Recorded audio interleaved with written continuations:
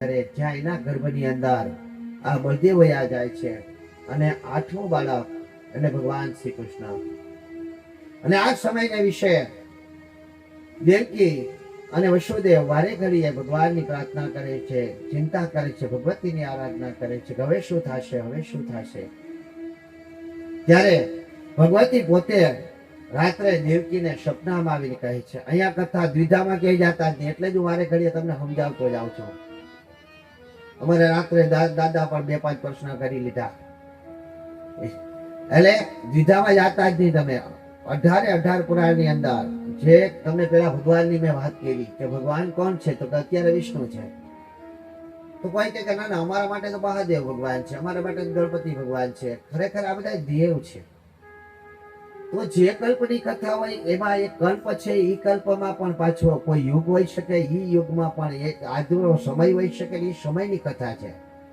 વારે ઘડીએ એક ને એક નામ વાળો વ્યક્તિ વારે ઘડી આવે. આજે નરોત્તમભાઈ દીવમાં છે, તો નરોત્તમભાઈ કદાચ દીવમાં 500 વર્ષ પહેલા હતા, 50 વર્ષ પહેલા હતા, અને એની પોઝિશનમાં હોય, એની જ આવા જ ફાર્મ હાઉસ વાળા હોય, આવા જ મંદિરો બનાવવાના હોય, આવા જ ધર્માત્મા હોય, આવા જ કથા કરવા વાળા હોય. ભાઈ એક નરોત્તમભાઈ કદાચ કલયુગની અંદર થયા હોય, તો પેલા શરૂઆતમાં થયા હોય, પાછા થયા હોય, કદાચ દ્વાપર યુગની અંદર પણ થયા હોય. આપણને નથી મળતા ઘણા નામના, ઘણા લોકો મળે ને. તમે એમ વિચારી શકો મારું નામ લાભુ છે, બીજા નામ લાભુ ન જ હોય. લાભુ અહીંથી બારોબાર નીકળો તો હોય ને, એટલામાં જ કોઈક લાભુ હોઈ શકે, હોય ને. એટલે અહીંયા કલ્પભેદની કથા છે ને. કલ્પ કયો, પછી એમાં પાછો યુગ કયો, એમાં પાછો આજનો મહિનો કયો, એમાં પાછો આજનો દિવસ કયો, એમાં પાછો આજનો સમય કયો. એટલે આ નક્કી કરવાનું હોય. તો અહીંયા ઘણા બધા નામ ફરી પણ જાય, પણ પાછા ઘણા નામ ઈ નહીં આવે. એટલે અહીંયા દેવી ભાગવત અનુસાર કે જે આ ચર્ચા છે, તો અહીંયા વસુદેવ અને દેવકીને રાત્રે સ્વપ્નમાં ભગવતી આવી જાય છે. સ્વપ્નમાં આવીને કહે છે કે તમે ચિંતિત ન થાવ, કાંઈ નહીં થાય બાળકનું. તો કેમ? તો કે મેં વિષ્ણુને આદેશ આપી દીધો છે, મેં વિષ્ણુને આદેશ આપી દીધો છે, એવું ભગવતી અહીં કહે છે. કારણ હું કરવા ખબર છે? આદેશ કોણ આપી શકે? તમારા માલિક ભાઈ, તમારા શેઠ ભાઈ આદેશ આપી શકે. રાત્રે ઓલા ભાઈ કહેતા હતા કે શેઠ આદેશ કરે તો અમારે કરીએ. એટલે નરતમભાઈ આદેશ કરે તો ભાઈ કરે, શેઠ આદેશ કરે એટલે. તો અહીંયા સર્વત્ર રાજા કોણ હતું ત્યારે? તો ભગવતી હતી. સારા સ્રોત કલ્પની કથા છે આ. એટલે ભગવતી ભગવાન હતી. કોણ હતી ભગવાન? એટલે દ્વિધામાં ન મુકાવ. ત્યારે ભગવાન કોણ હતી? ભગવતી હતી. ત્યારે સર્વત્ર રાષ્ટ્રપતિ આપણે નથી રહી ગઈ સ્ત્રી, અત્યારે છે ને વડાપ્રધાન સ્ત્રી નથી રહી ગઈ, હતી ને. એટલે તો કઈ તેથી વડાપ્રધાન કોણ હતી? તો કે ભગવતી હતી. એટલે ભગવતી આદેશ કર્યો. ભગવતી આ ઈ શબ્દ બોલે છે, ચોખ્ખું લખેલું છે કે ભગવતી એમ કહે છે કે મેં વિષ્ણુને આદેશ કરી દીધો છે કે તમારે ત્યાં જન્મ લેશે. નહીતર પાછા તમે દીધામાં જાવ કે ભગવાન તો વિષ્ણુ હતા, ભગવતી કઈ રીતે આદેશ કરે? તો ભગવતી તેની ભગવાન હતી, તેની વાત છે. એટલે ભગવતી કહે છે કે મેં આદેશ આપી દીધો છે, પરંતુ છતાંય વિષ્ણુને પસંદ કરવાનો તમે પ્રયાસ કરો. આવું કહે છે ને, અદૃશ્ય થઈ જાય છે. પણ કેમ પસંદ કરવા? જેલમાં બેઠા કારાગૃહમાં કઈ સુવિધા નમરે, પાણી આચમન આપવું હોય પાણી નમરે, ફૂલ નમરે, અક્ષત નમરે, દીપક નમરે, શું કરવું? ત્યારે વિચાર કરે છે કે આપણા જો કુલ પુરોહિત, જો આપણા કુલ પુરોહિત જઈને તપ કરે, કુલ પુરોહિત આપણી વતી પૂજા કરે ને, બ્રાહ્મણ તમારા વતી પૂજા કરે, તે પૂજા માન્ય ગણાય. ભગવતીને સાંભળવું પડે 100%. એટલે જ બ્રાહ્મણ તમારી વતી અત્યારે પૂજા કરી રહ્યા છે. આ બધા આપણે પહેલા દિવસે કીધું કે આ દાદા જે બધા પાઠ કરે, માળા કરે, 18,000 પારાયણ થશે મંત્રનો છાપ. હું જેટલું અહીંથી વ્યક્ત કરી મંત્ર સંસ્કૃતમાં એ વ્યક્ત કરશે. તો આનું જે કાંઈ ફળ મળે અમારે નથી જતું. આ ફળ કોને મળે? તો મીનાબેન અને નરોત્તમભાઈના પરિવારને મળે. સારસ્વતો જે ભજન કરે છે, એ સારસ્વતોનું ભજનનું કાંઈ પણ પુણ્ય મળે તો પુણ્ય કોને મળે? તો આ પરિવારને મળે. તો યજમાન તરીકે જે બિરાજમાન છે, યજમાનનું કલ્યાણ થાય એના માટે પહેલી ઈચ્છા કોણ વ્યક્ત કરી શકે? તો કે બ્રાહ્મણ, કુલ પુરોહિત કરી શકે. કુલ પુરોહિત તમારા બધા કાર્ય કરી શકે. કોરોના કાળમાં ઘણા લોકો મૃત્યુ થયું હતું, એટલે એ લોકોની શ્રાદ્ધ ક્રિયા ઘણા નહોતી થતી, એટલે મેં સમૂહ શ્રાદ્ધ ક્રિયા રાખી હતી. સમૂહ શ્રાદ્ધ ક્રિયા કરી તમારે આવવાનું નામથી એના નામથી પિંડદાન થઈ જાય, નામથી તર્પણ થઈ જાય. સમૂહ શ્રાદ્ધ ક્રિયા કરાવી હતી, બહુ વાયરલ હતું. એ તો બહુ વાયરલ જ થયું હતું કે આ ભાઈ આવું કર્યું, આવું સત્ય છે, આવું કરી શકો, આ કરી શકો, કરી શકો. તમે મને ખાલી ફોનમાં વોટ્સઅપમાં ફોટા મોકલા હતા, એની ક્રિયા કરી દીધી હતી. કારણ કે કોઈ દી પાસે આવું તો અશક્ય હતું, કદાચ છુપાવીને જતા હતા. એટલે એ વાત આઈને સત્ય થાય. તેથી મને આ વાત યાદ નહોતી એવી, અત્યારે યાદ આવે. ને મેં પહેલા દિવસે કાલે એવું કીધું તો ભગવાનને જ્યારે જરૂર પડશે ત્યારે મારા મગજમાં વિચાર મૂકશે. એટલે આ બધી સત્ય ઘટના છે. તો અહીંયા વસુદેવ અને દેવકીને વિચાર આવે છે કે આપણા કુલ પુરોહિતને બોલાવીએ. કુલ પુરોહિત કોણ હતા? તો ગર્ગાચાર્ય હતા. કોણ હતા? ગર્ગાચાર્ય. એટલે ગર્ગાચાર્યને બોલાવે છે. ગર્ગાચાર્યની સામે પ્રાર્થના કરે છે કે પ્રભુ, માં ભગવતી અમને આવી રીતે આદેશ આપ્યો છે, પણ અમે તો ક્યાં તપ કરી શકીએ, અમે ક્યાં જઈએ? અમારી પાસે તો કશું જ નથી. ભગવતી કઈ રીતે પ્રસન્ન થાય એના માટે અમારી પાસે કોઈ વિકલ્પ જ નથી. ને તમે અમારા બ્રાહ્મણ છો, અમારા કુલ પુરોહિત છો, અને સાક્ષાત ભગવતીએ તમને આ પૃથ્વી પર આ દેવ બનવાનો અધિકાર આપ્યો છે. એટલે દેવ તમારી વાત માનશે. તમે અમારા માટે પ્રાર્થના કરવા માટે જાઓ. એટલે ગર્ગાચાર્ય તેની વાત લઈ માની અને તે તપસ્યા કરવા માટે નીકળે છે. અને તપસ્યા કરવા માટે જાય છે. અને પર્વત ઉપર જાય વસુદેવ અને દેવકીના નામનો સંકલ્પ કરે છે. અને સંકલ્પ કરી અને કહે છે કે આ જે કાંઈ મહામારી આવી છે, જે કાંઈ સંકટો વસુદેવ અને દેવકી ઉપર છે, એ સંકટોને દૂર કરવા વાળી હે ભગવતી, તું જ આને દૂર કર. આ કર્મનું જે કાંઈ ફળ છે તે ફળ તમામ વસુદેવ અને દેવકીને પ્રાપ્ત થાય, એટલા માટે હું આ તારી તપસ્યા કરું છું. અને ત્યાં ભગવતીના બીજ મંત્રનો તે જાપ કરે છે. માત્ર અત્યારે જો આ જાપ પેલા તમને સમજાવી દઉં, પછી આગળ આલો. ઓમ એમ, ઓમ ભીમ, ઓમ ક્લીમ. અને આખો પૂર્ણ મંત્ર તમારે બોલવો હોય તો ઓમ એમ રીમ ક્લીમ ચામુંડાય છે. આ અત્યારે નવરાત્રીમાં તમે જાપ કરો તો ઓછામાં ઓછા 1000 તો ગણી જ લેવાના. એક જાપ બરાબર 1000. એટલે તમે રોજના 1000 જાપ કરો તો 1 લાખ મળે. રોજના 1 લાખ તો ન થાય, 10,000 જાપ કરો તમે 10,000 કરી શકાય એક દિવસના.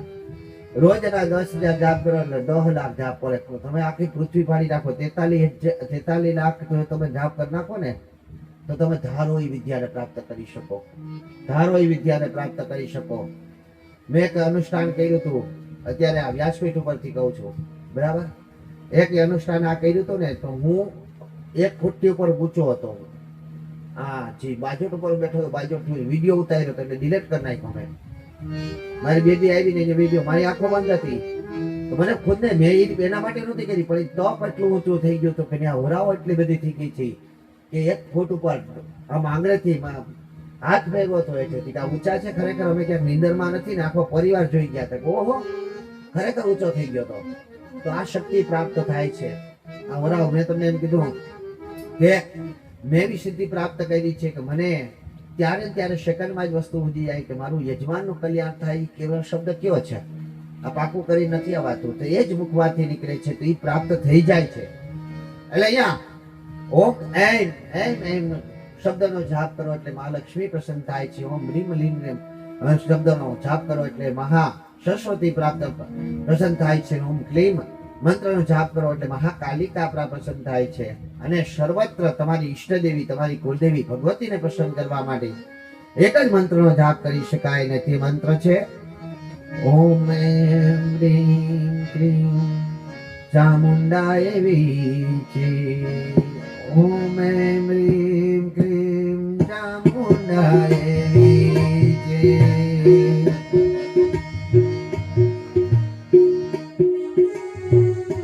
ક્લીમ ચામુંડાય વીચે.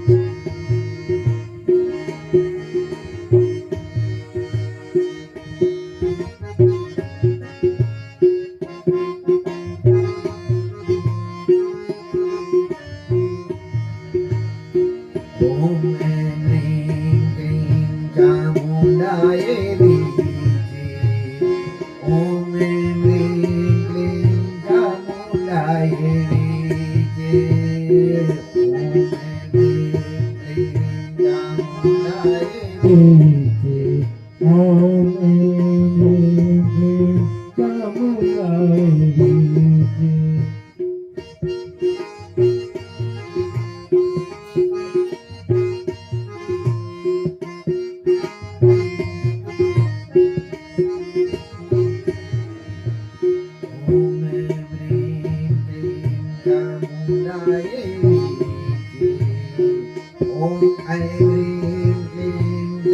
ગંગાચાર્ય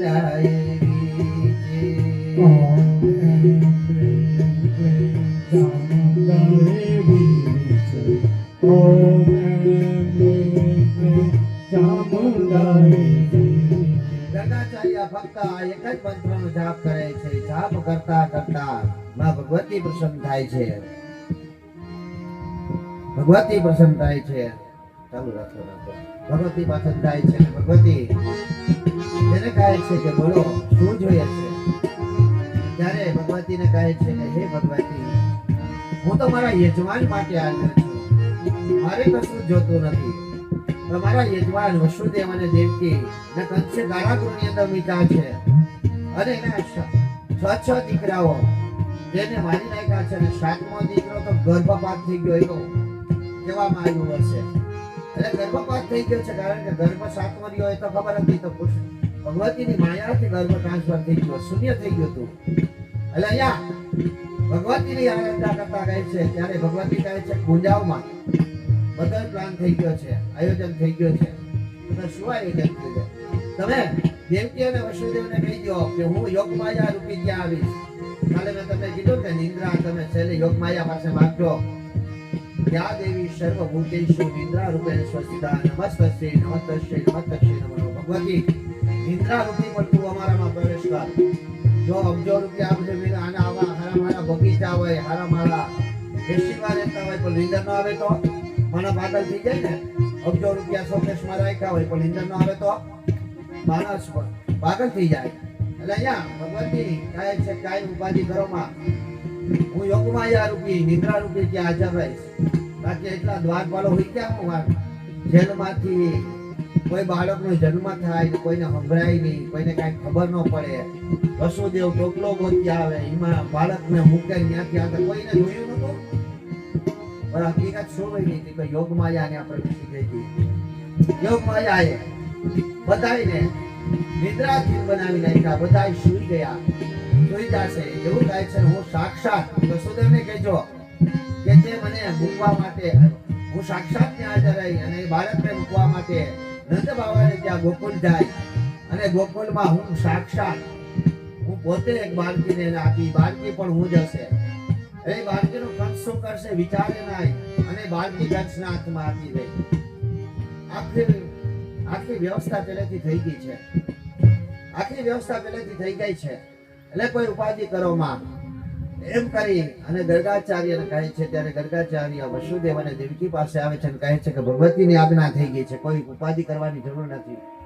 તમામ પ્રકારની વ્યવસ્થા પહેલાથી નક્કી થઈ ગઈ છે. આપણે આ વ્યવસ્થા કરી લીધી હતી ને દાદા આવે એ પેલા આવી રીતે વ્યાસપીઠ હોવું જોઈએ, આવી રીતે આ બધું હોવું જોઈએ. પેલા વ્યવસ્થા થઈ ગઈ કે બાળકનો જન્મ થશે તો શું થશે, પહેલેથી જ વ્યવસ્થા થઈ ગઈ છે. વસુદેવને કહે છે કે આવી રીતે તમારે ત્યાં બાળકનો જન્મ થશે. યોગ માયાની અસીમ કૃપાથી બધા નિંદ્રાધીન થઈ જશે. આખા એને નિંદર આવી જશે. તમારે કોઈ પણ સંજોગની અંદર આ બાળકને યમુનાને પાર ગોકુળ આવેલું છે, ગોકુળમાં નંદ બાવાને ત્યાં મૂકી આવવાનું છે અને ત્યાં ભગવતી સાક્ષાત વિભા છે અને ભગવતી તમને એક બાળકી આપે લઈને આવવાનું છે. અહીંયા ઘણા કહે કે આ યશોદાની બાળકી હતી ને લઈ લીધી દઈ દીધી, એવું નથી. અહીંયા જે ભગવતીનો જે વાત કરવામાં આવે એ પ્રમાણે જ બરાબર અહીંયા કૃષ્ણ જન્મ ઘણા ઉજવે છે. ઘણા લોકો આ દિવસને વિશે ફુગા ફાળે રાખે છે ને ધામધૂમથી 15-20 મિનિટ કદાચ નીકળી જાય. એટલા માટે અહીંયા કૃષ્ણ જન્મ પણ દેવી ભાગવતની અંદર કૃષ્ણ જન્મ સંક્ષિપ્તમાં જ આપેલું છે. એટલે જે મોટા વ્યક્તિઓ છે એ પણ ઉજવતા નથી. કૃષ્ણ જન્મ દેવી ભાગવતની અંદર રામ જન્મ કૃષ્ણ જન્મ બધું આવે પણ સારી રીતે ઉજવવામાં આવતો નથી. ખાલી વાત જ કરવામાં આવે છે કે કૃષ્ણનો જન્મ થાય છે. બાકી અત્યારે રાત્રે 12 વાગે ને શ્રાવણ સુદ આઠમના દિવસે રાત્રે 12 વાગે કૃષ્ણનો જન્મ થાય છે અને બધા ફુગા ફોડે નાચવા માંડે કે જે કાંઈ કરીએ. પરંતુ અહીંયા દેવી ભાગવતની અંદર ખૂબ ધામધૂમથી શ્રી કૃષ્ણનો જન્મદિવસ ઉજવવામાં આવે છે. પરંતુ દેવી ભાગવતની અંદર તો માત્ર જ્યારે દેવકી પરિપૂર્ણ સમયમાં આવી જાય છે ત્યારે વસુદેવ ભગવતીનું સ્મરણ કરે છે અને ભગવતીને કહે છે કે તારી કૃપાને પાત્ર અમે બનીએ એવા આશીર્વાદ આપજે. ભગવતીનું સ્મરણ ચાલુ રાખે છે ત્યારે આ સમયને વિશે શ્રાવણ વદ આઠમને દિવસે રાત્રે 12 કલાકે ભગવાન શ્રી કૃષ્ણનો જન્મ થાય છે, બાળકનો જન્મ થાય છે. બાળક જરાક ઊંઘ કરે ને ત્યાં બધા આખા નિંદરમાં વયા જાય છે. તમામ સૈનિકો નિંદ્રાધીન થઈ જાય છે. બાકી ક્યારેક તો કોઈને વિચાર આવવું જોઈએ કે કોઈ બાળકનો જન્મ થાય અને એને પિતા તરત જ એને ટોપલામાં લઈને હાલતા થઈ જાય. કોઈ માં એને સ્તનપાન ન કરાવે, એના નાળા છેદન ન કરે, કાંઈ ન કરે, એને સાફ ન કરે, કાંઈ ન કરે. પણ એ તો સાક્ષાત ભગવાન હતા, સાક્ષાત ભગવાન હતા અને ભગવતીનો આદેશ થયેલો હતો એટલે એવું કાંઈ થતું નથી. સીધો ટોપલો ભગવતીમાં રાખી દેવામાં આવે છે. વસુદેવ નીકળે છે ટોપલામાં લઈને તો બધા સૈનિકો તો નિંદ્રાધીન હોય છે, કારણ કે યોગ માયા પ્રવેશી ગઈ હોય છે. આથી કરી બધા સૈનિકો નિંદ્રાધીન હતા. અને આ સમયને વિશે તે યમુનામાંથી પાર થાય છે અને યમુનાજીમાંથી પાર થાય ત્યારે યમુનાજી ભગવાનના દર્શન કરવા માટે આવે છે. મથુરાની જેલમાં કાન જન્મ્યા, મથુરાની જેલમાં કાન જન્મ્યા, વાસુદેવ ટોપલા મેલ્યા, યમુનાજીમાં કેર્યું પાડે મારો આવીને મારી મટુકી છોડે, આવીને મારી મટુકી છોડે,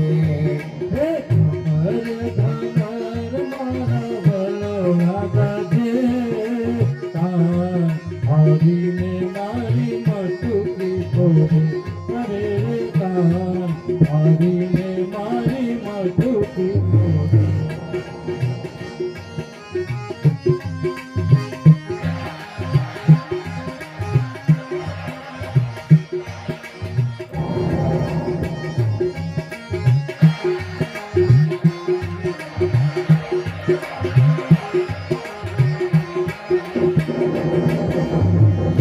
ચાર પાંચ ગોવાળ કોને મળીને,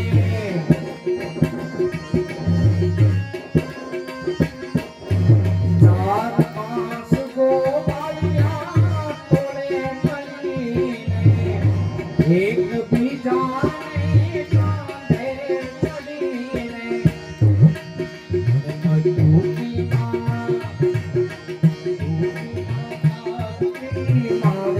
મારો આવીને મારી મટુકી છોડે,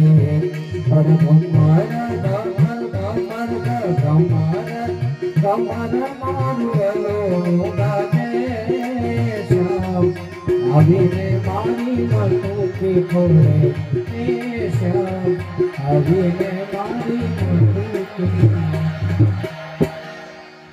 ઘણા લોકોને એવું થાય કે આ રાત્રે આવી રીતે બધા તો યોગમાયાની કૃપાથી બધા સૈનિકો સહી ગયા હતા. એટલું જ નહીં, પરંતુ ભગવાન પૃથ્વી ઉપર ગયા છે એટલે ભગવાનના દર્શન કરવા બધા આવ્યા હતા. બે કાંઠે યમુના આવી છલકાણા, ભગવાનના ચરણને સ્પર્શ કરવા માટે યમુનાજી આવ્યા હતા કે ભગવાન મારી પરથી પસાર થઈ રહ્યા છે એટલે ચરણ સ્પર્શ કરવા માટે યમુનાજી ઉછળતા હતા.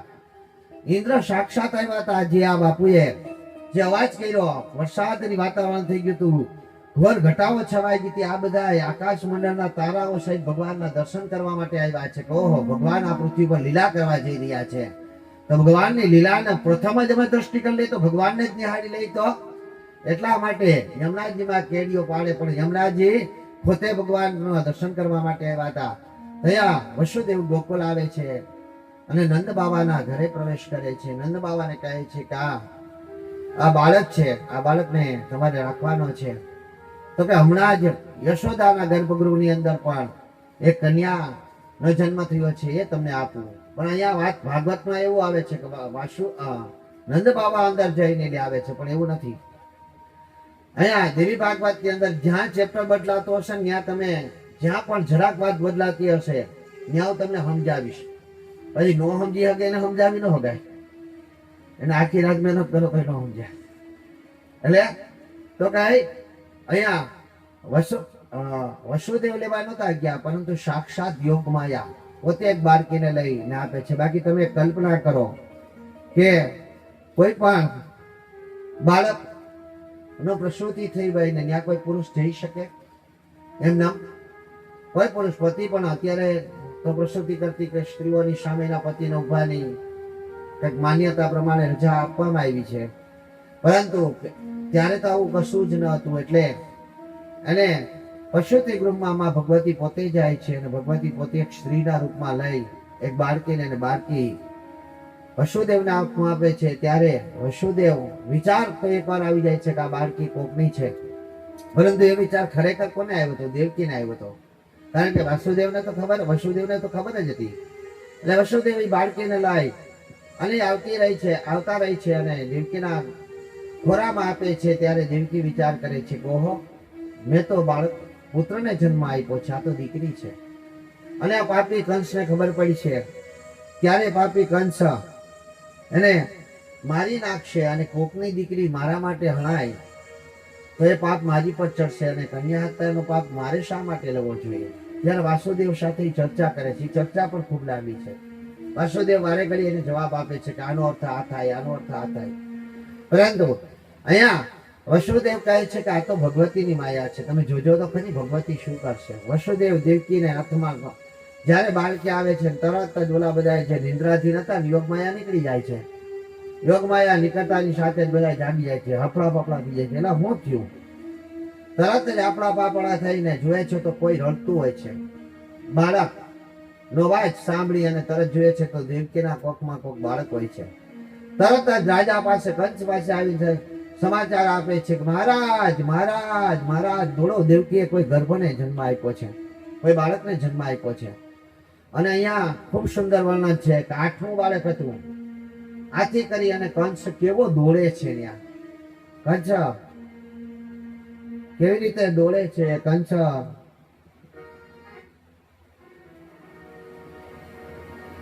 દોડે છે તો પાગલની જેમ દોડે છે. એના મુવારા છૂટા છે, એને ઘૂંઘટ પડતા પણ ભૂલી જાય છે.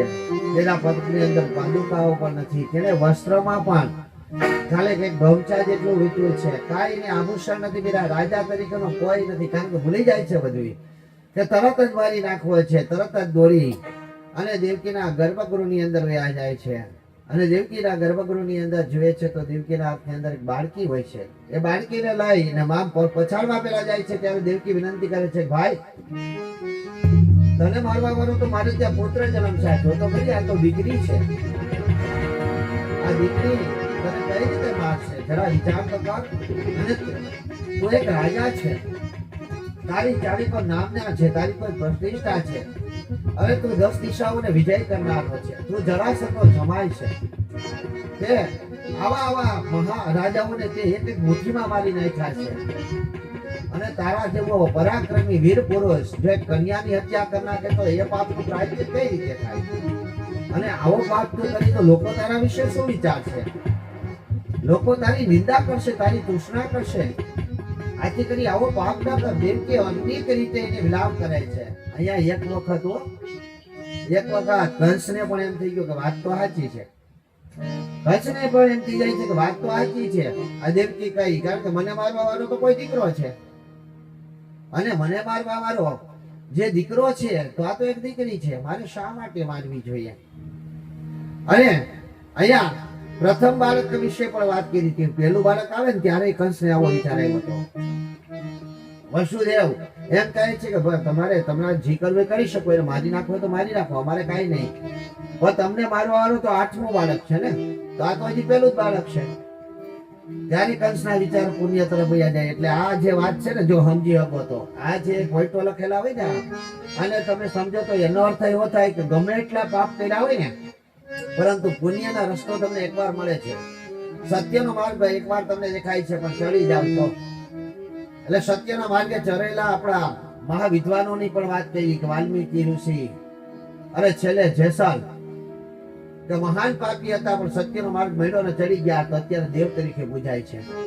એટલે આ વાત એ બતાવે છે કે તમે જો સત્યના માર્ગે ગમે એવો પાપી હોય, ગમે એવો દુરાચારી હોય, ગમે એવો અત્યાચારી હોય, ગમે તે હોય, ગમે એવા વ્યભિચારી પણ હોય. શિવપુરાણમાં વ્યભિચારની મોટી કથા આવે છે કે ગમે એવો વ્યભિચારી હોય, પરંતુ એકવાર જ્યારે સત્યનો રસ્તો દેખાય અને સત્યના રસ્તે તમે ચાલી નીકળો તો 100% તમે ઈશ્વર અને ભગવતીને પ્રાપ્ત કરવાના અધિકારી બની જાઓ છો.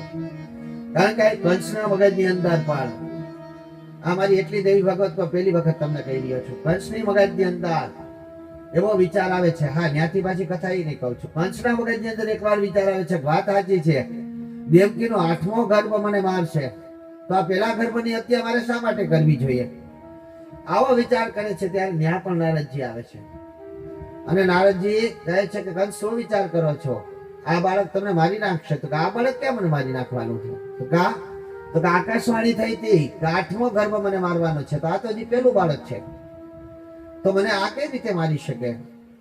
અલે નારદજી એક કમળ આપ્યું, કમળની પાંખડીઓ બતાવી કે આ જોજી આમાં પેલી પાંખડી કઈ છે? એની ઉપર જે મેં ઉદ્દીપકની આજે મારું પુસ્તક છે ને એ મેં આ પોઈન્ટ ઉપરથી લીધેલું છે.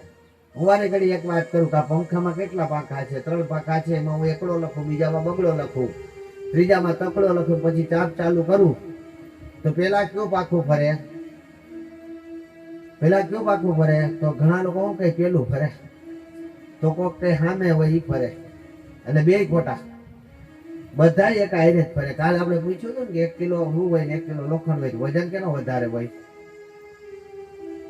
તો 1 કિલો રૂનો એટલો જ વજન હોય, પણ લોખંડનો એટલો જ વજન હોય. પાછી બધા એવું બોલી ગયા લોખંડનો વધારે હોય. એટલે 1 સેકન્ડ પૂરતું તર્ક કરવાનો હોય કે આની અંદર શું બચાવવાનું. આઈપીએસ કક્ષાની પરીક્ષાઓમાં વાયવા હવે તો બંધ થઈ ગયા, પણ તોય લેવાય છે અમુક વાયવા લેવાય ત્યારે પ્રશ્ન આવા જ થાય કે જે સેકન્ડોના જ જવાબ આપવાના હોય. મેં 11 ગવર્મેન્ટ નોકરી મૂકી છે, ખાલી પ્રોફેસર બેનો તો એવું નથી હોતું રતનભાઈ. હું શિક્ષક હતો, પોલીસ હતો, આર્મી મેન હતો, ટેલિફોન એક્શનમાં હતો, જીએબીમાં હતો. તમને અચરજ લાગશે, લાગે ને અચરજ? બરાબર, 11 નોકરી મેં મૂકી છે, 9 નોકરી મારી ઘરવાળી મળી, 1 નોકરી ન કરી. પણ તમને એ સમજાવવા માંગુ કે ત્યાં વાયવાની અંદર પ્રશ્નનો જે થાય એનો જવાબ તમે સેકન્ડમાં આપી દો તો જ તમે જે સિલેક્શન તમારું થાય છે. મારું પોલીસમાં સિલેક્શન થયું ત્યારે શેઠ સાહેબ હતા 97 ની અંદર, ને એને મને એવો પ્રશ્ન કર્યો હતો, ક્યાં રહ્યો? હું માંગરો રહું છું, આ સત્ય છે. બરાબર, આવી કથા મેં ક્યારેક ઉદાહરણ આપ્યું કે નથી ખબર, પણ કદાચ તમારે લાયક આવી છે એટલે મેં કીધું. તો મને કે દ્વારકા કેટલું થાય? એટલે મેં કીધું 182 કિલોમીટર.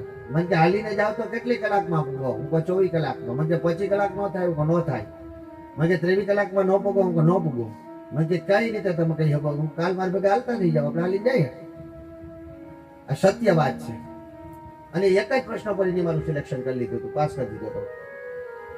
એમ હું પ્રોફેસરની જોબમાં જયારે લાગ્યો ત્યારે 9 યુનિવર્સિટીના સિન્ડિકેટ સભ્યો સુધી હતા. એમાં 14 પ્રશ્ન કર્યા, એમાં 13 પ્રશ્ન મને આવડી ગયા, 100%. એક ભાગ એને કદાચ 15મો પ્રશ્ન કર્યો હતો તો મને નહોતો આવડતો. આને નસીબ કહેવાય.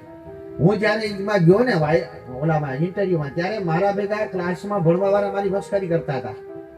મારા મિત્રો હતા, મારી મિત્ર હતી, એ કે તું હું આવ્યો યાર, કે તારી પાસે મેરિટ નથી ને? મેરિટ વાયવાનું હતું ત્યારે 60 પોઈન્ટ વાયવાના હતા, 40 ઓલાના હતા. ખરેખર અભ્યાસમાં મારી પાસે મેરિટ નહોતું, માર્કમાં મારી પાસે નહોતા આવ્યા. એ બધા મારી પાસે મારે ખૂબ મોટા હતા ત્યારે ટકા માન આવતા, ફર્સ્ટ ક્લાસ બહુ માન થતા. અત્યારે તમે 90% ને અત્યારે તો બાપા હમણાં મારી ભાણે જે મને કે મામા 99 જ આવ્યા લે, તારી કેટલા જોતા હતા? પછી મારી બેને કે હા મને કે 99 પોઈન્ટ ની માથે કઈક 40-50 થઈ ગયા ને ભાઈ, આ કેટલા જોતા? અમને 50 ઉથમાં થઈ ગયા હતા.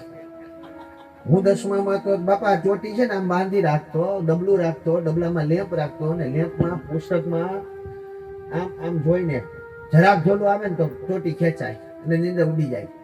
આવી મહેનત કરતા તોય 55 આવ્યા. ને ગામમાં મારા બાપા પેડા વેચ્યા, મારો છોકરો 10માં પાસ થઈ ગયો. ને અત્યારે કોઈ 10માં 12 એટલે વિદ્યાને વેચાઈ નાખી જાવ, કોણ થઈ ગયો? બરાબર, કદાચ બુદ્ધિશાળી થયા હશે, પણ હું નથી માનતો કે એવડા બુદ્ધિશાળી થયા. બાકી મારો પેઢીનો એક અંશ એ પણ છે. મારી માધ્યમિક શાળાના બાળકોનો શારીરિક અને માનસિક વિકાસનો તુલનાત્મક અભ્યાસ, એમાં મેં સાબિત કર્યું, પેઢી થયો એમાં પણ મેં સાબિત કર્યું કે આ બાળક, આજના જે બાળક છે એના માનસિક વિકાસ વધે છે. એટલે આ બાળક, આપણે કહીએ નવડું બાળક કેટલો સમજે? મેં માના ગર્ભમાં, તમે અત્યારે ખોટી બુદ્ધિ આપો ને, શીખીને આવ્યો, અભિમન્યુ જેવા થઈ ગયા. એટલે પણ શારીરિક વિકાસ નથી છે, નથી ને? અમે નાના હતા ગામમાં કે વડલો કે લીમડો કે પીપળો એવો નહોતો કે ત્યાં અમે ન ચડ્યા હોય. બરાબર. અમે એટલે ઠેકડો મારતા જ મમ્મી પપ્પા સામે જોતા તો કહેતા નહીં કે 10 ફૂટે છોકરો ઠેકડો મારે એમ. મને અત્યારે તો ખાલી અહીંથી ચડું બેટા જોજો ધ્યાન રાખજે પડી નો છે. એકચ્યુઅલી એટલે ખરેખર તો એ ખરેખર શું છે તો કે શારીરિક વિકાસ ઘટી ગયો. રમત છે, મોબાઈલ પકડાવી દીધા. મોબાઈલ સિવાય કોઈ વાત જ નહીં. છોકરાઓ પાસે મોબાઈલ અને માયું પણ છોકરો જરાક ઓલો કરે તો મોબાઈલ દઈ દો એ બહુ મોટું નુકસાન કરશે ભવિષ્યમાં બહુ મોટું નુકસાન કરશે. એનું આયુષ્ય સરેરાશ 3 કલાક મોબાઈલ તમે જુઓ તો તમારી આયુષ્ય છે એ પ્રમાણે 7 વર્ષનું આયુષ્ય ઘટી જાય તમારું.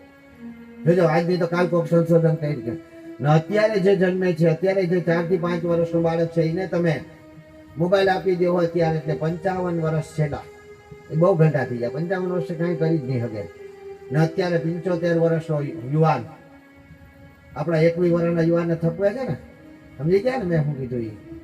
તો આ 75 વર્ષના યુવાન પાસે આવી ક્ષમતા ક્યાંથી છે?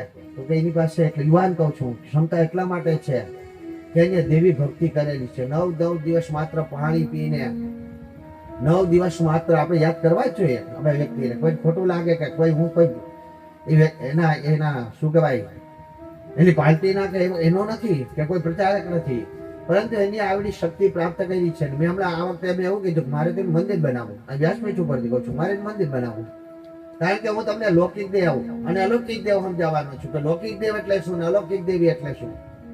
અલૌકિક દેવ અને લૌકિક દેવ હું તમને સમજાવવાનો છે કે લૌકિક દેવ આમાં આવશે હોત, ખોડિયારનું ચરિત્ર આવશે, આમાં ગાત્રાનું ચરિત્ર આવશે. આ બધા તો લૌકિક દેવ છે, લોકોએ એને દેવ બનાવ્યા. બજરંગદાસ બાપુ લૌકિક દેવ છે, લોકોએ દેવ બનાવે. જલારામ બાપા લૌકિક દેવ છે, લાખો લોકો દર્શને જાય છે ને. બરાબર. તો આ લૌકિક દેવ છે, લોકોની હારે જ ગયા, લોકોના ભેગા જ ગયા, પણ એનામાં કઈક દેવ શક્તિ હતી, દેવનો અધિકાર હતો એની પાસે, એટલે લોકો એને દેવ માનવા માંડ્યા. પણ આપણે 5 વર્ષ પછી 25 વર્ષ પછી શું કરા દેવ માનવા? અત્યારે દેવ માનવા માંડો. તમને એવી શક્તિ દેખાય જ છે. એટલે ક્યાંક માઇકમાં બોલો તો અમને થાય બરાબર, ક્યાંક ચાલી બારી અમને એમ થાય કે ક્યાંક આવો અવાજ આવે કે ભાઈ સારું જાય છે એમ. એટલે તો કઈ લૌકિક દેવ અને અલૌકિક દેવની વાત તો આપણે આવી ગયા કે દિવ્ય શક્તિ જેમાં હોય આજ નહીં તો કાલે પ્રસિદ્ધ થાય. અને આ શક્તિ પ્રસિદ્ધ થાય ત્યારે લોકો તમારી વાહ કરવા માંડે. અહીંયા તો કઈ હું બગદાણા ગયો તો એક બાપા હજી પણ અત્યારે પણ તમે જોયા અત્યારે લગભગ એની ઉંમર 92 કે 93 વર્ષની હશે. તેથી એ હજી મને એવું કીધું તો હજી પણ છે, આજે પણ જીવિત છે બાપા. એ કે હું અને બજરંગદાસ ભાઈ ભેગા ભજનમાં જતા, ભેગા બીડીઓ પીતા, ભેગા હુતા. તો તમે એક વિચારો કે એક વ્યક્તિ હજી કટલેરી ની દુકાને બેઠો છે, એના ભેગા પડવા વાળાને દુનિયા આખી ભગવાન માનવા મીના. એક ગામ એવું નથી, સૌરાષ્ટ્રની અંદર નહીં, ગુજરાતની અંદર નહીં, પણ વિદેશમાં. મેં પોતે યુગાન્ડામાં ઓનલાઈન વિધિ કરાવી મૂર્તિ પ્રતિષ્ઠા કરી બજરંગદાસ બાપાની. મેં પોતે ઓનલાઈન વિડીયો કોલમાં મૂર્તિ પ્રતિષ્ઠા કરાવી કે દાદા તમે જ કરાવો. નહીં તમે કઈક મારી વાત સાંભળી ગયા હતા કે તમારી પાસે જ કરાવી, તમે કયો બરાબર કરાવી. તો એક વિદેશમાં પણ ભગવાન દેવ તરીકે પૂજાવા લાગ્યો ને એક હજી એની કટલેરી વેચે છે.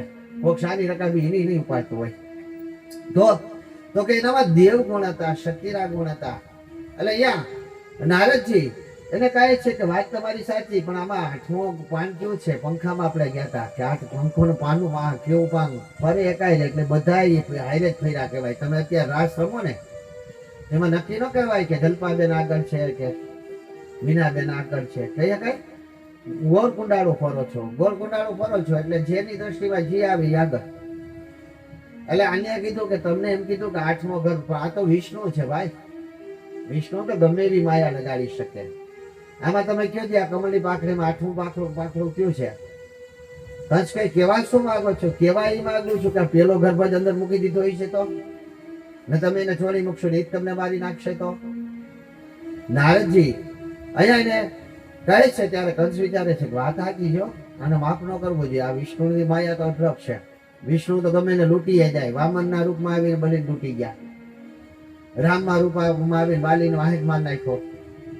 આ વિષ્ણુ ગમે કરી શકે, વિષ્ણુનો ભરોસો થાય નહીં. હોય શકે આ તો એ કદાચ આ પેલા જ આવી ગયા હોય ને પછી મારું મોતનું કારણ બની એના કરતા મારી નાખો. પણ અહીં ઋષિઓ પ્રશ્ન કરી બેસે છે. જો આપણે વાંથી અધૂરી વાત મૂકી થઈ ક્યાંથી કે આ 6 જણાને શા માટે મારી નાખવામાં આવ્યા? એટલે તો કે અહીંયા તેઓ પૂછે છે, કંસને એમ થાય છે કે વાત સાચી છે, આથી કરીને મારી નાખવા જોઈએ. પણ અહીંયા ઋષિઓ પૂછેલી છે કે નારદજી એવું પાપ કરવાની સલાહ દેવા આવ્યા? તમને એમ થવું જોઈએ ને કે કંસ સાચા માર્ગે વયો જતો હતો તો એક ઋષિ વિષ્ણુનો, જે વિષ્ણુજીના ભગવાન છે, માત્ર વિષ્ણુનું સ્મરણ જ કરે છે, વિષ્ણુ સિવાય કાંઈ ભજતો નથી, દિન રાત વિષ્ણુ વિષ્ણુ જ કરે છે, નારાયણ નારાયણ જ કહે છે, એને ખોટી સલાહ દેવા આવ્યો? નારદજીને શા માટે આવવું પડ્યું? ને ખોટી સાચી નહીં કે મારી નાખવો, કોઈની હત્યા કરવી પાપ છે. તો શું નારદજીને ખબર નહોતી આ બધાની હત્યા કરવા માટે? કારણ નારદજી શા માટે બન્યા? તો કે ઈ પણ વિષ્ણુનો જ આદેશ હતો.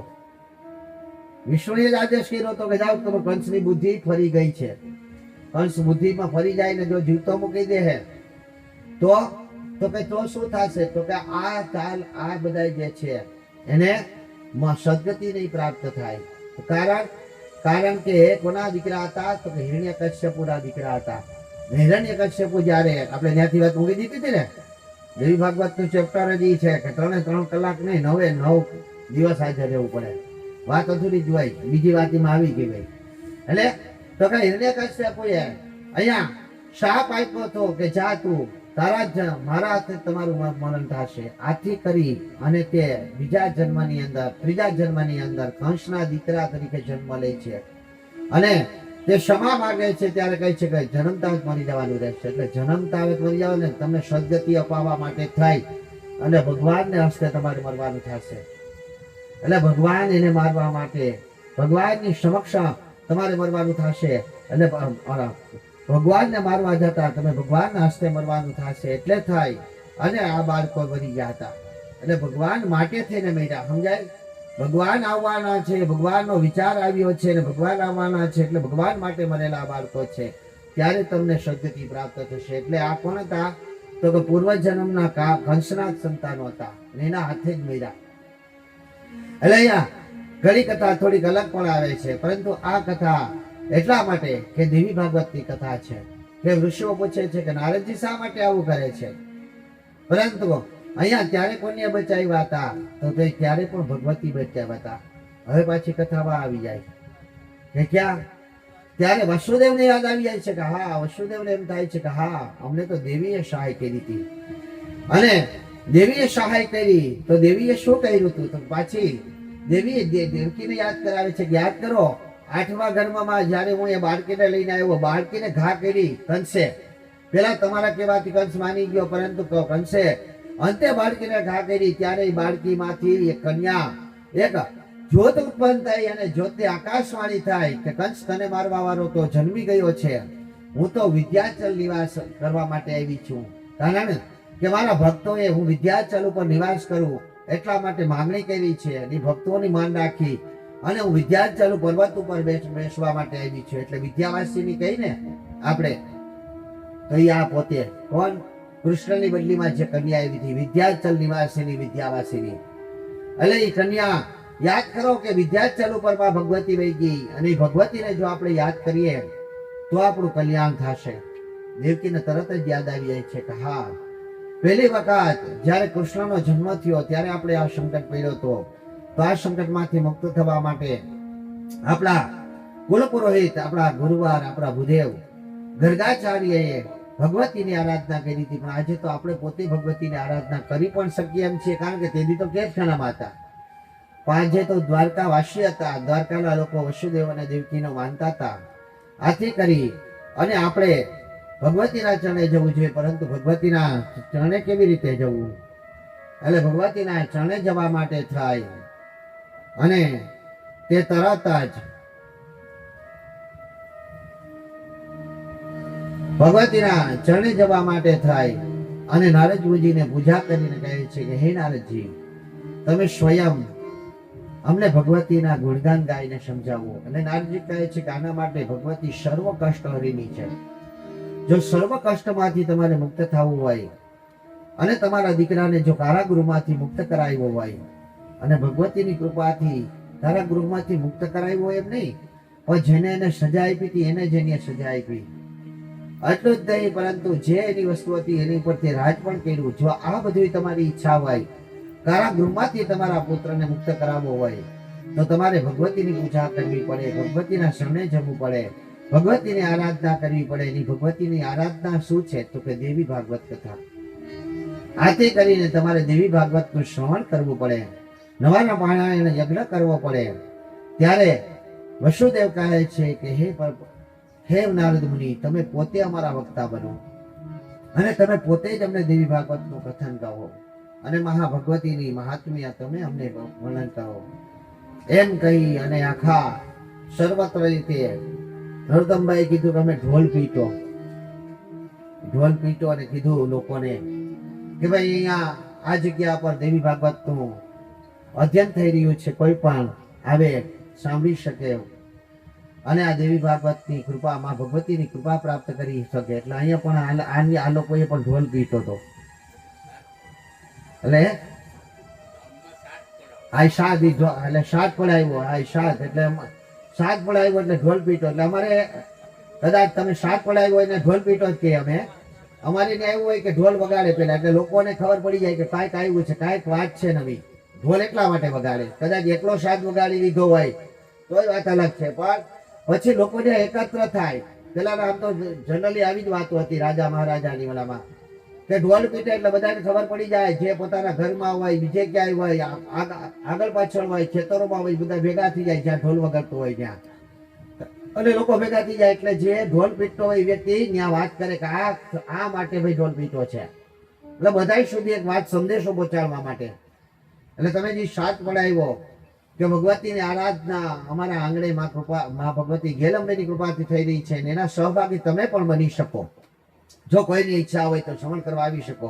ને ઘણા લોકો આવ્યા પણ છે ને આવશે પણ. એટલે તો અહીંયા ભગવતીની પણ કૃપા આવશે ને એ જ આવશે, બાકી ભગવતીની કૃપા ન હોય તો ન આવી શકે.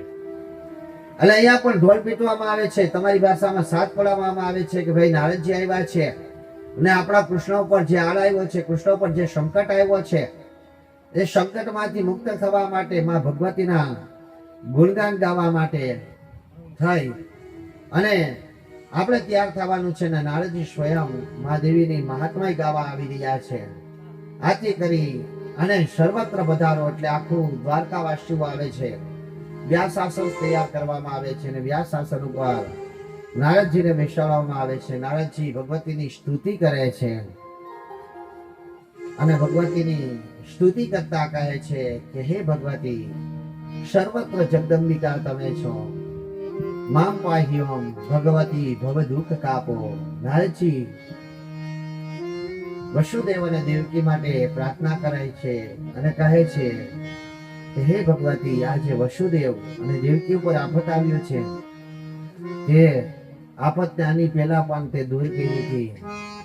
હે ભગવતી, મને એવું લાગે છે કે આપણે નવરાત્રી સમય દરમિયાન આ ભજન જે આ કીર્તન બોલીએ છીએ, આ ગીતને બોલીએ છીએ કે મામ પાહી ઓમ, આ સ્તુતિનું વર્ણન કરીએ છીએ કે મામ પાહી ઓમ ભગવતી ભવ દુઃખ કાપો.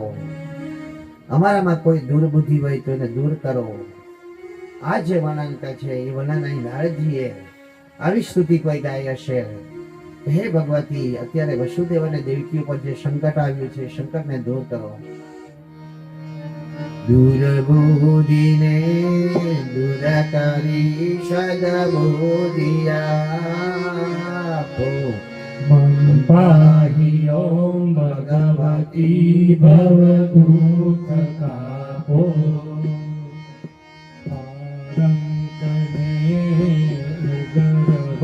નથી કોઈ આરો મનમાં છું જાનકી યોગ પાડતારો. નાસોસી નાસુને નામ પાન પાન પીધું. નાંત્રથી સ્તુતિ કથા નથી કાંઈ કીધું. કરો ભગવતી પણ હું તમારું. મમ પાહી ઓમ ભગવતી ભવ દુઃખ કાપો. જોડી કહો કથન યોગનો બનાવો મમ પાહ્યો ભગવતી ભવદુર્ગતાપો માપાહી ઓમ ભગવતી ભવદુર્ગતાપો. હે ભગવતી, અમારા યજમાન ઉપર જે કાંઈ સંકટો આવ્યા છે, જે સંકટોના વાદળ ઘેરાયેલા છે, જે રોજ માટે તે કલ્પના કરે છે, જેની સારી ઈચ્છાઓ છે, આ તમારી તો અસીમ કૃપા જો થાય તો મહામાયાની અસીમ કૃપાથી કરી અને જો કંસના સૈનિકો સુઈ જતા હોય અને કારાગૃહમાંથી કૃષ્ણ બહાર આવી શકતો હોય તો હે ભગવાનજી, એક સામાન્ય અમે નાની મોટી ભૂલ કરવાવાળા વ્યક્તિ છે કે કદાચ કોઈથી ભૂલ થઈ હોય તો મહાન મોટા સંકટો હોય તો હે ભગવતી, આ ભૂલને ક્ષમા કરી આ સર્વત્ર સંકટોને કાપી આપો. અને ભગવતી, હું કોના ચરણે જાઉં? કારણ કે મને તો કશું જ ખબર નથી પડતી. સત્ય શું છે એ ખબર નથી, અસત્ય શું છે એ ખબર નથી. હે ભગવતી, પાપ કોને કહેવાય, હે ભગવતી, પુણ્ય કોને કહેવાય એ પણ મને ખબર નથી પડતી. માટે હે ભગવતી, મારા યજમાન ઉપર કોઈ પણ સંકટ હોય તો યજમાનને સંકટોને દૂર કરજે. જે રીતે નારદ મુનિએ વાસુદેવના સંકટને દૂર કરવા માટે આ સ્તુતિ ગાઈને કીધું હતું.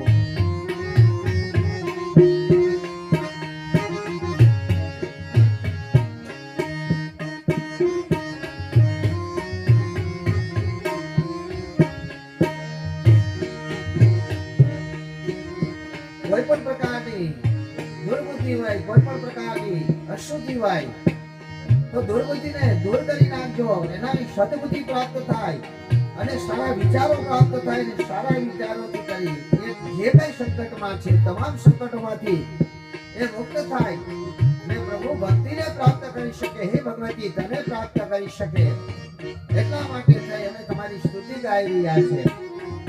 વિશ્વંભરી અખિલની સતની જનેતા વિદ્યાધરી વદનમાં વસજો વિધાતા ગુરુની ગુણ કરી સદબુદ્ધિયા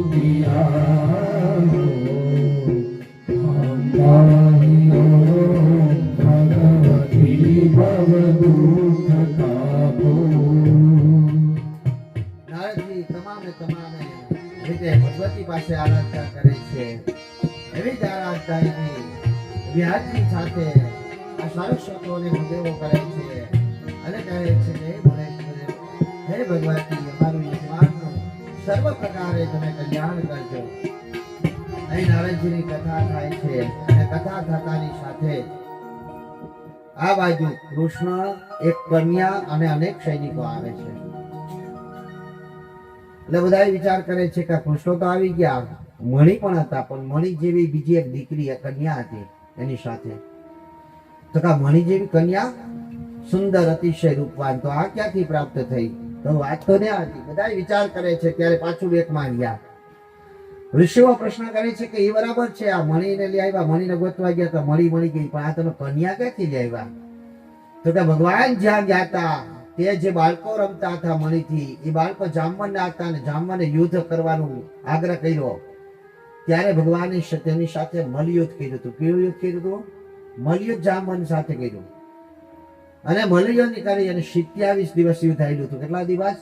27 દિવસ. એટલે ઓલા 12 દિવસ થાકી ગયા હતા. અને મલયુદ્ધની અંદર જામવનને હરાવી દે છે. એટલે જામવન હરાવી દીધા પછી જામવન કહે છે કે આ મણી તો તમારી છે, પરંતુ સાથે સાથે આ મારી મણી જેવી દીકરીને તમે લેતા જાઓ એ જામવંતી. તો એ જામવંતી કોણ હતા એ કથા આવે છે કે જામવંતી કોણ હતા? તો એ ઋષિઓ પૂછે છે કે એ બરાબર છે, પરંતુ પ્રભુ આ જામવન હતા એ તો ત્રેતા યુગમાં ભગવાનના સૈનિક હતા, ભગવાન ભેગા હતા, તો એને ખબર નહોતી કે આ ભગવાનનો જ અવતાર છે.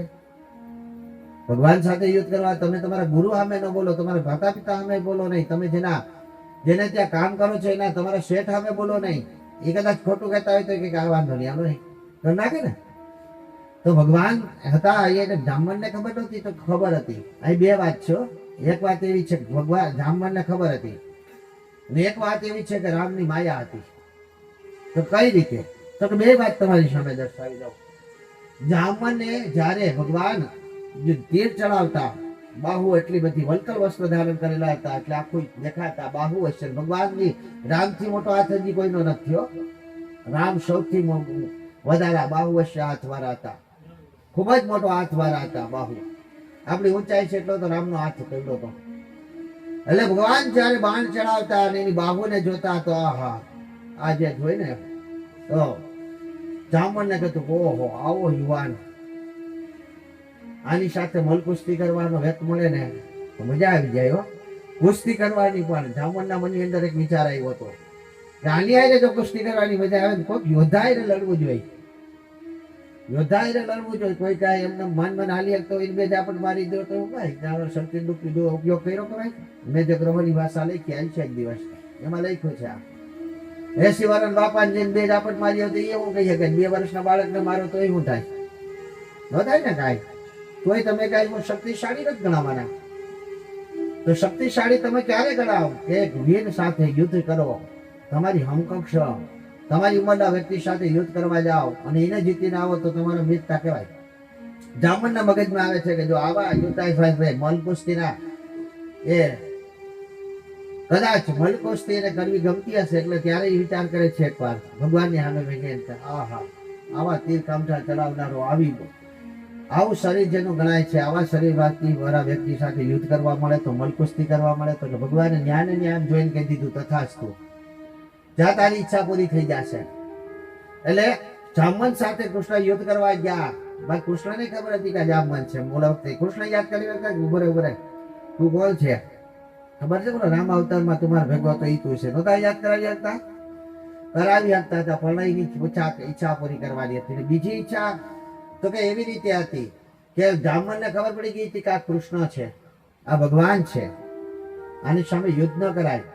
પછી જામવંતીને દેખાડવા માંગતા હતા કે હું તારા લગ્ન ગમે એની હારે ન કરવા માંગતો. એક રક્ષમ, પેલા આપણે એમ કહીએ કે અત્યાર દીકરીઓને બહુ આઝાદી આપી દીધી. પેલા આનાથી ઘણી આઝાદી હતી હો.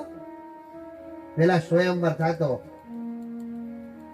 થતો તમને ગમે એ કન્યા આપો, કન્યાને જે ગમે એના ગળામાં હાથ નાખી આવે એટલે એનો વર થઈ જતો ને. સ્વયંવર આપણે સાંભળ્યા ને. પણ અહીંયા સ્વયંવર કરવાની પાછળ શરતી ઘણા કઈ એક ભજની કલાકારે એવું કીધું કે શરતી લગ્ન કરો તો બધા દુઃખી થાય. કે સીતાએ શરતી લગ્ન કર્યા, દ્રૌપદીએ શરતી લગ્ન કર્યા? ના ભાઈ ના, શરતી નહોતી, શુલ્ક પરિકાષ્ઠા હતી, લગ્નની એક પ્રથાઓ હતી. બરાબર? કે તમારું પરિક્રમા શું, તમારામાં કેટલી તાકાત છે એ બતાવીને તમે લઈ જાઓ. કૃષ્ણએ પણ એક લગ્ન કર્યા હતા. 8 સણ એક જ હારે વિધિ નાખ્યા હતા. રામે ધનુષ્ય તોડી નાખ્યું. હું રામને ગમે એની હારે પરણાવી દઈ એ સીતાને? કોને સીતાને પરણાવવા માટે આ શા માટે રાખ્યું હતું? કે તો નાની એક બાળકી 3-4 વર્ષની દીકરી મંજવારી કાઢતી હોય ને ધનુષને ઉપાડીને રખડતી હોય, એટલી તાકાતવાળી ગમે ને. આપણે અહીં નથી કહેતા ડોક્ટર છે ડોક્ટર ગોતીએ, શિક્ષિકા છે શિક્ષક ગોતીએ, ગોતો જ તમે બધાય. તો આપણે એક નોકરિયાત હોય, એક સામાન્ય તો નોકરી વાળો ગોતીએ તો ત્યારે એવું હોય છે કે એવડી શક્તિશાળીને હું ગમે એને પરણાવી દે? એટલે ન્યા તો કે એને શુલ્ક રાખવામાં આવતું તો કે એની શક્તિ પ્રદર્શન કરી, શક્તિ બતાવીને લઈ જાય કે આ મારી દીકરીનું રક્ષણ કરશે. જામવન પણ એ જામવતીને બતાવવા માંગતા. જામવતી કઈ ઋષિણી નહોતી, એ એક કન્યા હતી. તો કે કન્યા કોણ હતી? કે એનું નામ કુમારી હતું, કન્યા કુમારી, જેને અત્યારે આપણે કહે છે ને મદુરાઈની બાજુમાં કન્યાકુમારીનું, જે કન્યાકુમારી હતી. તો કઈ આ કેમ? તો કન્યા પાછી બીજી કથા આવે છે કે રામ જ્યારે વિજય પ્રાપ્ત કરીને રામનું ને રાવણનું યુદ્ધ હતું ત્યારે વચમાં એકવાર એક કન્યાએ આ રામને જોઈ લીધા અને રામના રૂપને જોઈને મોહિત થઈ ગયા. અને તે વિચાર કરે છે કે મારે ભગવાનને પ્રાપ્ત કરવા છે, પતિ તરીકે પ્રાપ્ત કરવા છે. એટલે રામને પ્રાપ્ત કરવા માટે તે તપ કરવા માટે વૈયા જાય છે. અને રામ એને દર્શન દેવા માટે તો જવું જ હતું. આથી કરી અને પોતે એક માયા રચાવે છે. રાવણને મારીને આવતા રહી છે ત્યારે એના ગામની અંદર તે બ્રહ્મ ભોજન રાખે છે. આખા અયોધ્યાના ભૂદેવોને જમવા બોલાવે છે. 2 ભૂદેવ નથી આવતા, 2 ભૂદેવ ની આવતા નથી. એટલે ભૂદેવોને પૂછે છે કે ભાઈ તમે અમારે ત્યાં જમવા માટે શા માટે નથી આવતા? જો કથામાં કથા ક્યાં લઈ જાય, કલિયુગની કથામાંથી દ્વાપરમાં, દ્વાપરમાંથી ત્રેતામાં, ત્રેતામાંથી સતયુગમાં, વળી પાછો દ્વાપરમાં આવી જાય. તો કાંઈ બે ભૂદેવો નથી આવતા એટલે પૂછવામાં આવે છે કે ભાઈ તમે શા માટે નથી આપ્યા? તો કે બ્રહ્મત્યારા છો તમે. તો કે બ્રહ્મત્યારા હું કઈ રીતે? હું રાજા છું તમારો. તો કે ના ના, બ્રહ્મત્યારા છો તમે. ભલે તમે અમારા રાજા, અમને ફાંસી ચડાવે તો ચડાવી દો, બાકી અમે બ્રાહ્મણના દીકરા છે, અમે સત્ય કહેશું. તમે બ્રહ્મની હત્યા કરી છે, બ્રાહ્મણને મારીને આવ્યા છો તમે. અરે કેને માર્યો? મેં રાવણને માર્યા. તમે બ્રાહ્મણ હતા. બ્રાહ્મણ કેવો હતો એ તમને ખબર છે? દુરાચારી હતો, અત્યાચારી હતો, વિભાચારી હતો. કુકર્મ કરવા એકઈ કુકર્મ એવું નતું કે એને નતો કર્યો. કેવો કુકર્મી હતો, જેને જે કોઈ રાજા થોડીક ઓછી શક્તિ વાળા હોય તો તેને કુબેરને પણ હરાવી દીધા હતા. તે બધા રાજાનું લૂંટી લીધું, દેવોનું પણ એને લૂંટી લીધું. અત્યાચારી હતો, નાના માણસોને નાની એવી દંડ આપતો હતો, મોટી દંડ આપતો હતો, સજા આપતો હતો. કેવો વ્યભિચારી હતો, પોતાની પુત્ર વધુ સાથે પણ વ્યભિચાર કર્યો હતો. ત્યારે કોઈને વિચાર્યું જગદંબા સ્વરૂપી આ સીતાને પણ એને હરણ કર્યું હતું એટલે એને દંડ આપ્યો હતો કે એ જે હોય તે. અમારી દ્રષ્ટિમાં તમે બ્રહ્મત્યારા છો. તો કે બ્રહ્મત્યારા છો એ સાબિત કરવું પડે. એમને તમે મને મારી પર આરોપ ન લાગી શકો. તો કે 6 મહિનામાં તમારી હથેળીમાં વાળ આવશે. 6 મહિનામાં જો તમારી હથેળીમાં વાળ આવવા માંડે તો તમારે સમજવાનું કે તમે બ્રહ્મત્યા કરી છે. એટલે રામ કહે છે કાંઈ વાંધો નહીં, 6 મહિના સુધી આ લોકોને જીવવા દો અને કોઈ સજા નથી આપવી. 6 મહિના, જો 6 મહિનામાં મારા હથેળીમાં વાત નહીં થઈ ગયા તો તમને ભયંકર સજા આપવામાં આવશે. બ્રાહ્મણો કે જે સજા આપવી છૂટ. 6 મહિનામાં તમારા હાથમાં કાળા વાળ આવશે. ખરેખર 4 મહિના થયા ને તો વાળના ટોટા ફૂટવા માંડ્યા, કાળા વાળ આવી ગયા હથેળીમાં. ફરીથી બ્રાહ્મણોને બોલાવે છે, ભૂદેવો ક્ષમા કરો, તમારી વાત તો સત્ય લાગે હો. કેમ? કે મારી પર બ્રહ્મત્યાનો આડ તો લાગે છે, કારણ કે તમે જે કીધું હતું કે 6 મહિનાની અંદર મારા હાથની અંદર કાળા વાળ આવશે, અને હજી તો આ 4 મહિનાની ઉપર દિવસો ગયા ત્યાં જ મારા હાથમાં કાળા વાળ આવી ગયા છે. આથી કરી અને બ્રહ્મત્યા મારી પર લાગી હોય એવું લાગે છે. હવે તમે જ મને ઉપાય બતાવો કે મારે આનું પ્રાયશ્ચિત કઈ રીતે કરવું જોઈએ. તો કે જો આનું પ્રાયશ્ચિત આપણા દેશની અંદર 2 જગ્યાએ થાય છે. તો ક્યાં ક્યાં? તો કે એક નૈમિષારણ્ય વનની અંદર કે જ્યાં હત્યાહરિણી કુંડ છે, આજે પણ છે. હું તો હમણાં જ જઈ આખા પરિવાર સાથે હત્યાહરિણી કુંડની અંદર જો તમે જઈને ત્યાં પ્રાયશ્ચિત કરો તો થાય, અને અથવા તો રામેશ્વરમાં જઈ અને ત્યાં પ્રાયશ્ચિત કરો તો જ બ્રહ્મત્યાનું પ્રાયશ્ચિત થાય. એટલે ભગવાન પસંદ કરે છે કે તો મારે રામેશ્વર જવું છે, અને રામેશ્વરમ જાય છે અને ન્યાયના કન્યાકુમારી મળે છે. પ્રભુને જોઈ અને એની આગતા સ્વાગતા કરવા મળે છે. જે કાંઈને પૂજા પાઠ માટે સામગ્રી રાખેલી હતી ભૂલથી ભગવાનના ચરણોમાં અર્પણ કરી દે છે. ત્યારે પ્રભુ કહે છે કે શા માટે આવું કરો છો? તો કે વર્ષોથી હું તમારી પ્રતીક્ષા કરું છું. શા માટે? તો કે તમે જ્યારે રાવણ સાથે યુદ્ધ કર્યું ત્યારે જ હું તમારાથી મોહિત થઈ ગઈ હતી, મારે તમારી સાથે લગ્ન કરવા હતા, એટલે હું અહીં બેઠી છું. તો કે ના, મેં તો આ યુગની અંદર એક પત્ની વર્તા પુરુષ તરીકે જન્મ લીધો છે. અને રામે એક જ લગ્ન કર્યા હતા ને, બીજા ધ્યાનમાં નથી ને? કે જો મને કોઈને ધ્યાનમાં આવે તો. એટલે રામે મારે એક જ પત્નીવતા પુરુષ તરીકે મારે પૃથ્વી પર રહેવાનું છે, એટલે હું તમારો સ્વીકાર ન કરી શકું. તો કે ના પ્રભુ, તમારે મારો સ્વીકાર તો કરવો પડે. મેં તો વર્ષોથી તમારું તપ કર્યું છે. તો ભગવાન હતા જોઈએ છે, હા તપ કર્યું છે, તમે યોગ્ય પણ છો. યોગ્ય વક્તા વગર ન મળે, પણ યોગ્ય છો, પરંતુ આ જન્મમાં તો ન જ મળે. તમારે આખા યુગની રાહ જોવી પડશે. આથી કરી આખો યુગ રાહ જો. હું તમને કૃષ્ણ અવતારમાં પત્ની તરીકે તમારો સ્વીકાર કરીશ અને સાથે પટરાણી બનાવીશું તમને. ભગવાન આવું જ કહી વયા જાય છે. આ બાજુ તે કુમારી છે, એ કુમારી આ કન્યા કે ભગવાનનું તપ કરવા લાગે છે ફરીથી, અને જામવન એને જોઈ જાય છે. એટલે જામવન વિચાર કરે છે કે ઓહો, આ દીકરી આ ઉંમરની અંદર આવી રીતે જંગલમાં બેસીને તપ કરે છે. કોઈ હિંસક પ્રાણીઓ એની પર હુમલો કરી શકે, કોઈ નુકસાન કરી શકે, કોઈ ખરાબ વ્યક્તિઓ એની પર કુદ્રષ્ટિ કરી શકે, તેને બચાવવી જોઈએ. કદાચ ભગવાનનો આદેશ હશે, એવું લખાણ નથી, હું વિચારું છું. એટલે કુમારી કહે છે કે બેટા શા માટે આવું કરે છે? તો કે પ્રભુ રામને પ્રાપ્ત કરવા. મને ઓળખે છે? તો કે હા. અને જામવનને ઓળખતી હતી કે રામના અન્યાય છે, રામ ભેગા યુદ્ધ કરવા વાળા છે.